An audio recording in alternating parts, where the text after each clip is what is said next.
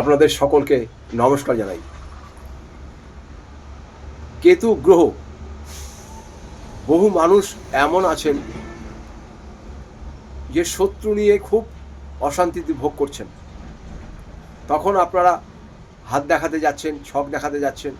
কোনো জ্যোতিষী আপনাদের বলে দিল আপনার কেতু ডাউন আছে, আপনি একটি ক্যাটসাই পড়ুন, তাহলে শত্রু ঠিক হয়ে যাবে।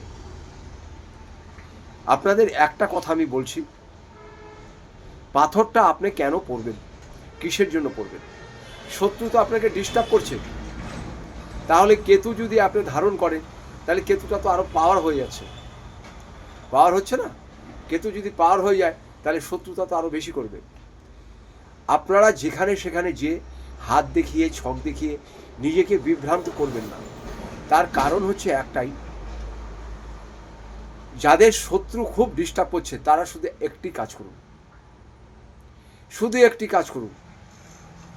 শত্রুর নাম যদি জানা থাকে, তাহলে একটি করে বেলপাতা শত্রুর নাম বলে বেলপাতাটা আপনি দিয়ে দিন, দিয়ে বলুন, শত্রুকে তুমি নিপাত যাও।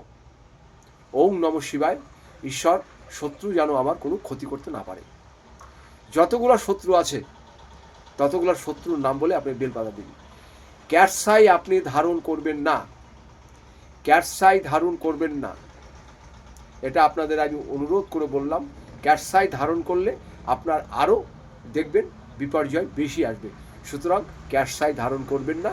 একটা করে বেলপাতা শিবের মাথায় দিন শত্রুর নাম বলে, দেখবেন শত্রু একদম নিপাত হয়ে যাবে। আরও যদি জানতে হয় আমার নিচের নাম্বারে যোগাযোগ করবেন। আমি এখানে কুষ্টি করে থাকি, বিবাহের যত পূজা করে থাকি।